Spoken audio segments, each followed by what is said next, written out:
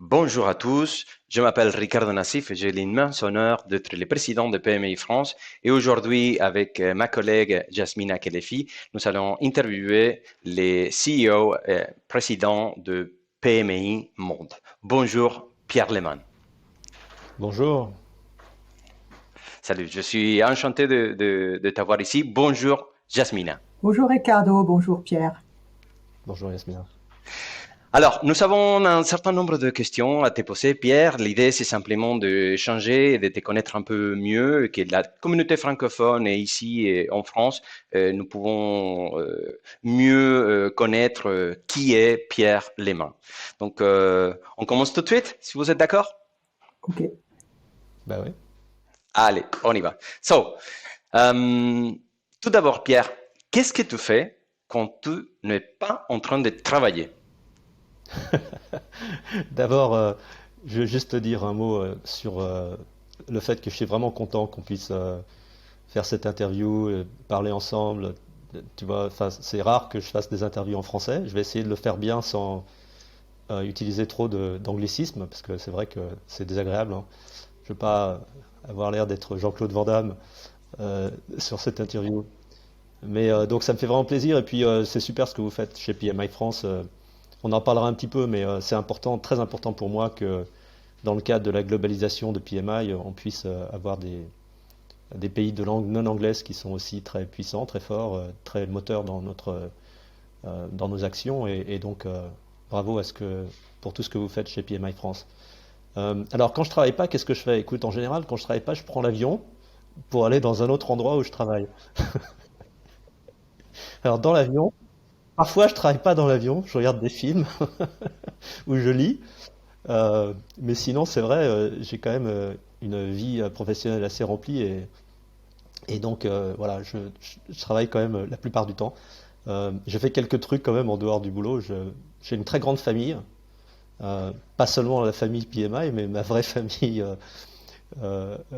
génétique. J'ai énormément de cousins. Mon père a 13 frères et sœurs, j'ai 51 cousins de son côté. Mon père est vietnamien, donc c'est une famille très répartie dans le monde, en Australie, aux États-Unis, en Europe et au Vietnam, bien sûr. Donc ça me prend un peu de temps en temps, de les voir, de les visiter et de m'occuper de cette grande famille. J'ai bon, évidemment beaucoup de copains. Là, je suis à Paris en ce moment parce que j'étais en Europe la semaine dernière et demain je vais chez un de nos partenaires en Allemagne. Et donc je suis resté à Paris entre les deux plutôt que rentrer à New York où je vis. Euh, mais donc j'ai plein de copains à Paris que je vois quand je viens ici, et puis j'en ai évidemment aussi beaucoup aux États-Unis. Et puis avec le temps, comme j'ai travaillé beaucoup à l'international, j'ai pas mal d'amis dans pas mal de pays. Donc les voir quand je voyage, ça me prend aussi un petit peu de temps.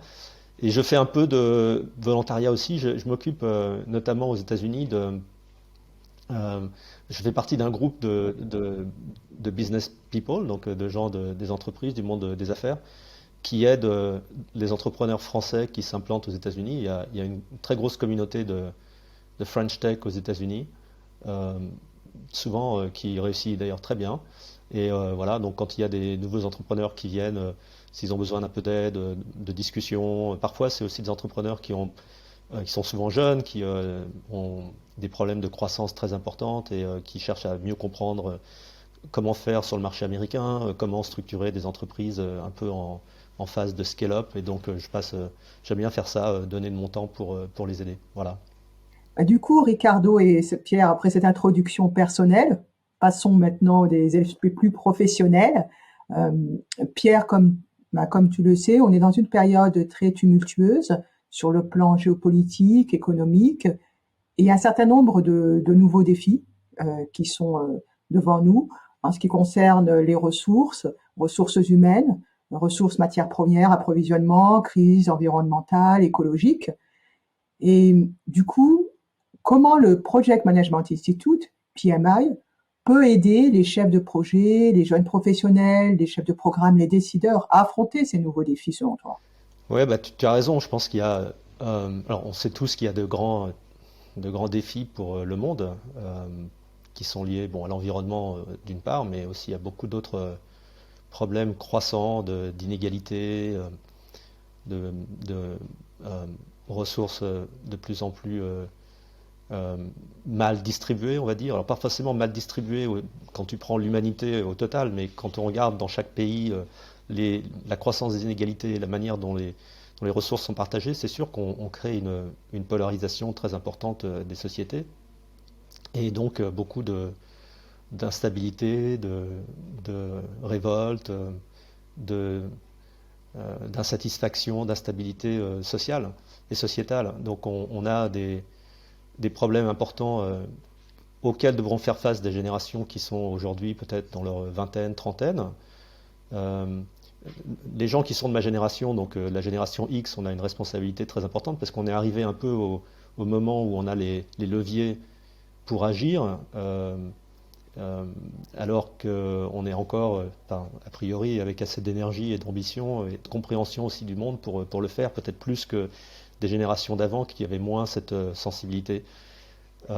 D'ailleurs, on a une prise de conscience qui est vraiment très intéressante en ce moment parce que c'est pas des problèmes récents dont on parle là, mais c'est vrai que depuis le Covid, on sent une prise de conscience beaucoup plus forte, une grande motivation pour régler ces problèmes. Alors, elle n'est pas totalement homogène. Je te dirais qu'aux États-Unis, par exemple, c'est vrai que la prise de conscience, elle est plus du risque si tu fais rien que pour ton entreprise, pour, je sais pas, recruter, fidéliser des salariés, que totalement une conviction profonde, on va dire. Mais peu importe à la limite du moment qu'on soit dans un mouvement qui est beaucoup plus fort qu'avant. Et le Covid, ça a beaucoup joué, j'ai l'impression, parce que euh, on s'est tous retrouvés un peu dans une social experiment, une expérimentation sociale à grande échelle.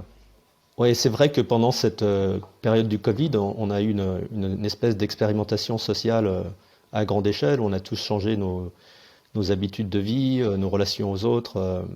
Et il y a eu une grande prise de conscience, je crois, de la fragilité de l'humanité, hein, puisque on a eu un phénomène là qui a atteint le monde entier en quelques jours, qui nous a complètement transformés. Et je pense que ça a augmenté la conscience des gens sur plein d'autres sujets. Et pas seulement des jeunes générations, c'est vrai qu'ils sont les générations voire même les millennials sont peut-être un peu plus sensibles déjà au départ, mais je crois que c'est vraiment une prise de conscience généralisée que le Covid nous a permis d'avoir.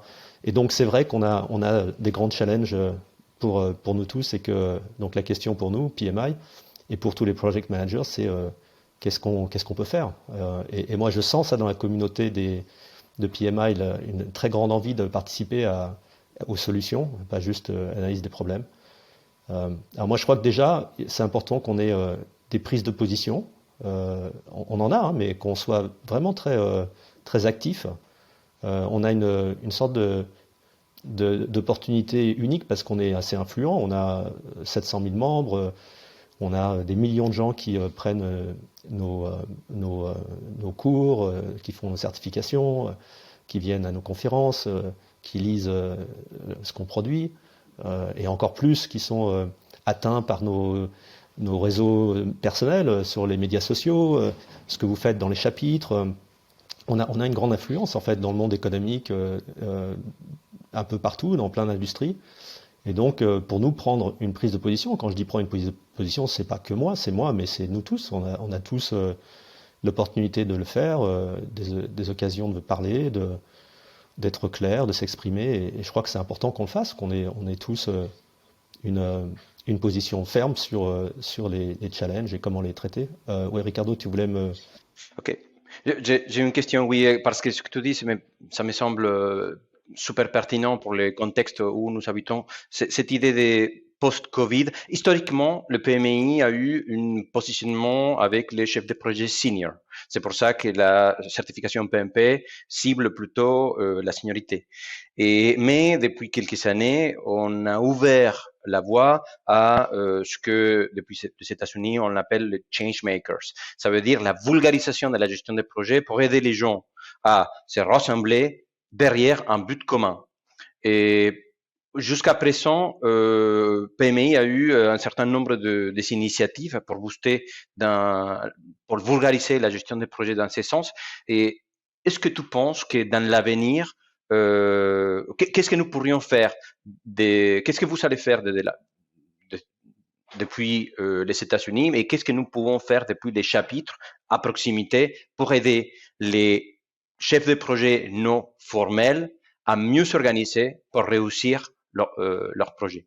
Bah, si tu veux, l'idée des changemakers, c'était ce que tu dis, mais c'est aussi une forme d'admission de notre part, de reconnaissance que le terme project manager ou chef de projet, ça ne s'applique pas ou c'est pas forcément le titre qu'ont les gens qui travaillent avec nous en fait et qui gèrent des projets. Il y a des entreprises qui n'aiment pas trop parler de projets, qui préfèrent parler de produits. Puis tu as tout le contexte de la transformation agile aussi qui a une influence là-dessus. Donc l'idée c'était de dire bon, on promeut des valeurs, on promeut des méthodologies qui s'appliquent bien au-delà de ce qu'on appelle la gestion de projet ou les titres de project manager. Bon, maintenant, la difficulté évidemment à laquelle on est confronté, c'est que on est une organisation professionnelle. Et c'est important qu'on le reste. Tu vois, je ne pense pas que dans 10 ans, on sera autre chose qu'une organisation professionnelle. On doit être une organisation professionnelle. Et on pourra discuter de ce que ça signifie. Mais c'est important que les gens qui font partie de notre organisation professionnelle comprennent quand même pourquoi ils sont là. Pas juste pour acquérir une compétence. C'est ce qu'on cherche à faire. Et c'est particulièrement important, justement, dans un contexte d'incertitude, de grands challenges. On veut développer des compétences qui durent toute la vie. On veut aider nos membres, les gens qui sont volontaires, les membres des chapitres, à progressivement, année après année, être plus influents, avoir des carrières qui les satisfont également plus, parce qu'ils font des choses plus intéressantes avec plus d'impact. Et donc, il ne s'agit pas de multiplier les petites formations à droite à gauche et se dire maintenant on est une espèce de catalogue où tout le monde vient prendre un truc. Il y a un peu de ça, mais pour nous, c'est très important, en tout cas, c'est comme ça que je le vois moi, de se concentrer sur l'élargissement des compétences pendant toute la durée de la vie professionnelle et même au-delà, et l'acquisition progressive de tout ce dont tu as besoin pour justement réussir dans un monde incertain et avec des challenges de plus en plus importants. C'est pour ça d'ailleurs qu'on est sorti des pures compétences techniques, même si on a évidemment un socle très important de compétences techniques. Mais au-delà des compétences techniques, des compétences de méthodologie, on sait bien que gérer un projet aujourd'hui, c'est gérer l'opinion publique parfois, c'est gérer des stakeholders qui changent tout le temps, qui changent déjà, et éventuellement qui changent d'avis, des budgets très incertains, des priorités qui changent, des conflits très importants. C'est pas extraordinairement différent gérer un projet et gérer une entreprise, hein, franchement. Il y a beaucoup de points communs. Et donc le type de compétences qu'il faut développer au cours de ta carrière comme chef de projet ou quel que soit le titre que tu as, mais qui consiste à faire en fait, à gérer des transformations, faire des choses. Toutes ces compétences deviennent de plus en plus vastes, variées, et notre rôle c'est d'aider cet accompagnement-là en fait. Très clair. Merci. Jasmina, tu voulais continuer avec Sur cet aspect, justement, comme tu disais, Pierre, accompagner le PMI, c'est vrai que en ce qui concerne le PMI France, comme tu le sais, c'est l'un des 5 plus grands chapitres au monde. Dans ce contexte-là, comment vois-tu les contributions que pourrait apporter le PMI France? Écoute, alors si je commence un peu par la situation de la France, de l'Europe en particulier, c'est vrai qu'on est dans une situation qui est particulièrement difficile en Europe. Alors moi, je fais pas partie des gens qui pensent que le départ du UK, c'est une bonne nouvelle pour l'Europe. Moi, je pense que c'est quand même, bon, ça simplifie un peu, mais c'est quand même, ça crée une sorte de déséquilibre et puis ça affaiblit quand même l'Europe, honnêtement, par rapport à ce qu'elle était avant.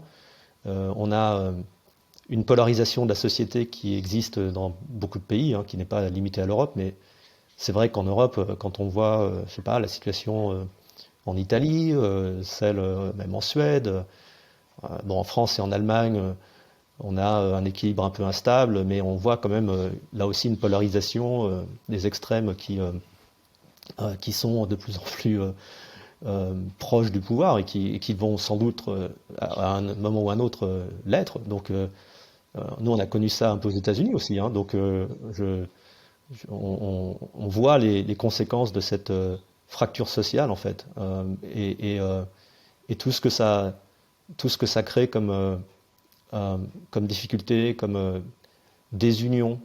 Et je pense qu'une organisation comme PMI, justement, elle doit transcender ça.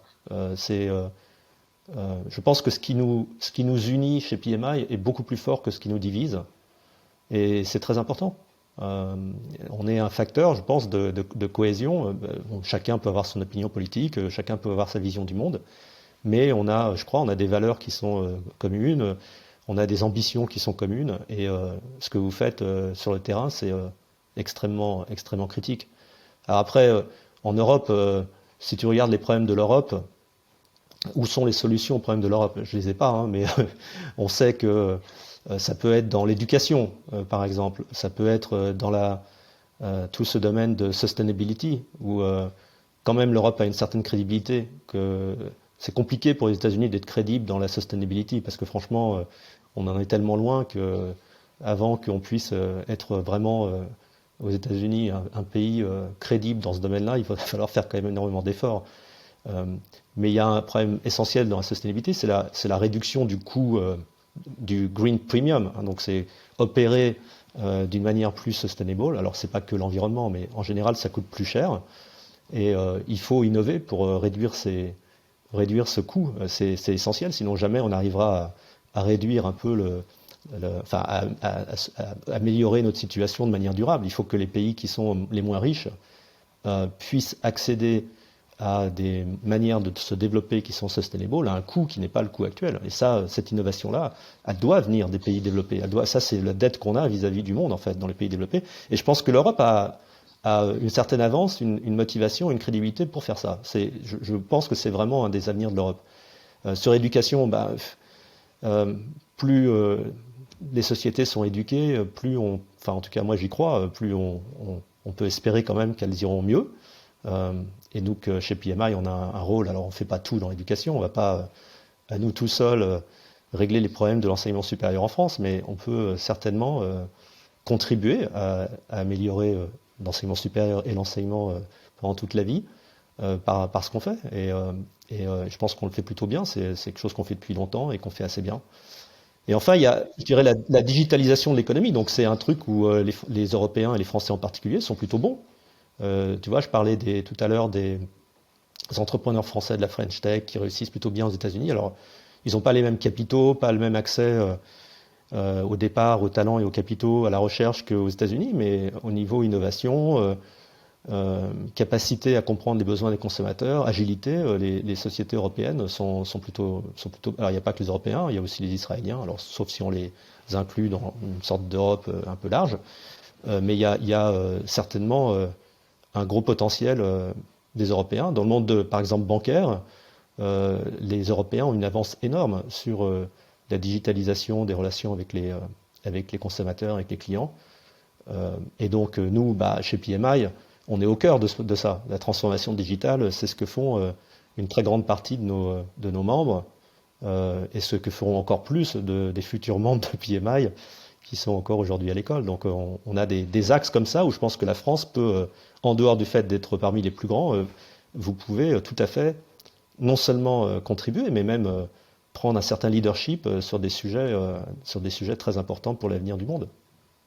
Ok, Pierre, PMI France a quasiment 5000 adhérents et quasiment 250 volontaires et deux initiatives qui vont complètement derrière l'axe éducation sont les PMP Day qui se fait avec Schema et qu'on essaye de le faire avec des autres écoles. Et l'idée, c'est de retrouver autour de la même table l'école, PMI et les entreprises pour aider les jeunes professionnels à trouver un premier travail. Et aussi, nous avons à un niveau d'éducation un peu plus bas, dans les lycées et les écoles primaires, PMI Education Foundation with Youth, pour introduire les concepts de la gestion des projets dans les plus jeunes âges. Et PMI Monde, je crois comprendre, va continuer cette ligne dans l'avenir. C'est quelque chose qui est inscrit dans la stratégie des PMI Monde. Absolument. Et d'ailleurs, je serai là, moi, à votre journée avec Schema, avec grand plaisir. C'est le moins que je puisse faire. J'ai été éduqué en France, hein. Je suis allé dans une grande école en France. Et ça m'a beaucoup apporté. Et bon, voilà, je pense que c'est tout à fait normal que je contribue à ça. C'est un peu une opportunité qu'on a d'avoir un Français à la tête de PMI. Bon, je suis franco-américain, mais je suis né et j'ai grandi et j'ai été éduqué en France. J'ai travaillé beaucoup en France aussi. Donc je serais très content de le faire. Et c'est bien sûr une stratégie qu'on va développer encore plus au niveau mondial, la relation avec le monde académique. D'ailleurs, ça, pour le coup, c'est un peu un retour aux sources parce que PMI a été fondé au départ par Jim Snyder et un certain nombre quelques-uns de ses amis et collègues de l'époque pour partager des méthodes. Ils étaient devenus project managers sans vraiment l'avoir prévu au départ, c'est pour la plupart des ingénieurs. Et ils se sont dit à un moment, est-ce qu'on peut partager des idées, des manières de faire Et ils ont fait ça dans le cadre de Georgia Tech, qui était le alma mater, comme disent les Américains, donc l'école dont sortait James. C'est d'ailleurs Georgia Tech qui au début les a hébergés, leur a prêté des locaux. Donc l'origine de PMI est complètement liée au monde universitaire. On a un petit peu peut-être perdu ça, parce que quand on se développe, on suit un peu les vagues, les choses qui se développent, on s'occupe de plein de nouvelles choses. Mais revenir à une relation très forte avec le monde académique, pour moi, c'est très important. Et d'ailleurs, on a parfois l'impression que le monde académique est très théorique, mais bon, c'est vrai que si on veut faire carrière dans le monde académique, il faut faire un peu de théorie. C'est le principe de la recherche, mais il n'y a jamais eu autant d'intérêt, je dirais, parmi les grandes entreprises, et particulièrement aux États-Unis, pour les relations avec le monde académique. Il y a un grand intérêt des CEO pour ça, pour être plus en phase avec les tendances, avec les nouvelles idées. Il y a beaucoup de recherches d'être proche du monde académique dans les entreprises. Simplement, on ne sait pas très bien le faire parce que c'est deux mondes qui se parlent mal, parce qu'elles ne sont pas dans le même cycle de temps. C'est toujours un peu compliqué. Donc il y a volonté des deux côtés. Évidemment, le monde académique aimerait être proche des entreprises pour plein de raisons. PMI a, alors là, pour le coup, un rôle très important à jouer parce que nous, on se trouve justement un peu naturellement entre les deux. Donc les entreprises sont intéressées par nos relations dans le monde académique et notre capacité à trier un petit peu aussi ce qui se fait dans le monde académique. Et le monde académique est très intéressé par nos relations évidemment très proches avec le monde professionnel puisque tous nos membres travaillent dans des entreprises pour des gouvernements et parfois au carrefour de plein d'entreprises puisque les projets sont souvent des projets qui associent et de plus en plus, plein d'entreprises différentes. Donc, ils sont très intéressés par ça et on a, je pense, un rôle à jouer intéressant pour nous, intéressant pour le monde. Très bien, très bien. Du coup, Pierre, je pense que tu as déjà donné quelques pistes de réponse, mais si tu devais résumer, quelle est ta vision de PMI dans 10 ans? En fait, qu'est-ce que tu dirais? Écoute, alors, je voudrais quand même dire que comme je suis là depuis 2 mois, je préfère prendre un peu le temps quand même de réfléchir à ça. Et puis surtout, c'est pas que réfléchir, c'est aussi discuter euh, avec vous, par exemple, avec d'autres chapitres, avec les, les salariés de PMI, avec nos partenaires corporate, avec les gouvernements, etc., etc. Mais disons que je peux assez facilement partager aujourd'hui, ce que j'ai un peu en tête. Après, ça sera à affiner, voire à modifier. Mais je te dirais déjà que j'ai mentionné ça tout à l'heure, mais dans ce qui ne changera pas, selon moi, on sera toujours une organisation professionnelle. C'est pas nécessairement. Il peut y avoir d'autres évolutions possibles, mais moi je crois que c'est totalement essentiel pour nous et pour ce qu'on fait, pour notre mission, c'est ce qui nous unit. Donc on sera toujours une organisation professionnelle qui fait 3 choses qui sont liées bien sûr, mais il y a les communautés qu'on développe, tout le domaine de la connaissance. Alors connaissance, c'est au départ du thought leadership, comme on dit, c'est de la certification, c'est de plus en plus d'enseignement aussi, ou de learning, e-learning. Ça, c'est la partie connaissance. Et puis, il y a la partie qu'on est en train de développer, qui est la partie impact social, qui existait toujours un peu, dans l'aspiration en tout cas, mais qu'on est en train de structurer de rendre plus importante dans ce que fait PMI. Donc ça, tu vois, je pense qu'il ne changera pas dans ce qu'on est. En revanche, je pense qu'on sera beaucoup plus fort dans chacun de ces 3 piliers dans 10 ans. On va certainement, en tout cas moi j'essaierai de mettre beaucoup l'accent sur l'excellence opérationnelle. Comme on a complexifié beaucoup PMI en faisant un certain nombre de choses dont vous avez parlé, notamment passer de project manager à change makers, ce qui a eu quand même des conséquences assez importantes sur ce qu'on fait. La globalisation de PMI. Alors on a toujours eu des chapitres en dehors enfin toujours eu, ça fait très longtemps qu'on a des chapitres en dehors des États-Unis, mais aujourd'hui on a créé des régions chez PMI, donc on a des employés à temps plein qui sont dans les différentes régions et on veut développer encore plus nos relations non seulement avec les chapitres mais aussi avec les gouvernements locaux, avec les entreprises locales. Donc cette globalisation a aussi créé des difficultés et on est encore un peu embryonnaire, on n'est pas au stade de l'excellence opérationnelle. On se cherche un peu, on expérimente et petit à petit on va trouver notre manière de le faire mieux. Ce que je pense, c'est que les communautés, par exemple, si on prend les 3 domaines, communauté, connaissance et impact social, dans les communautés, on aura peut-être à repenser un petit peu comment les communautés sont construites aujourd'hui. C'est fait autour des chapitres, c'est-à-dire une communauté locale.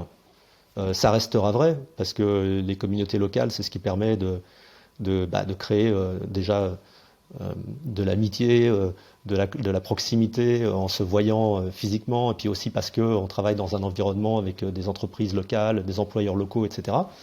Mais il y a une aspiration, je pense, importante aussi de nos communautés à faire partie de réseaux au sein de PMI qui ne sont pas nécessairement liés à la géographie, mais plus à l'industrie dans laquelle on travaille, au type de problèmes auxquels on s'intéresse, ou même à des sujets qui sont presque un peu en marge de ce que fait PMI. Donc créer ces différentes communautés un peu fluides, et post-Covid c'est encore plus net, puisque maintenant on a pendant 2 ans tous expérimenté de travailler sans se voir, et ça a créé évidemment un manque, donc aujourd'hui tout le monde est bien content de se revoir, mais ça a aussi montré qu'on pouvait faire des choses à distance très efficacement, et je pense qu'il y a cette demande, quoi.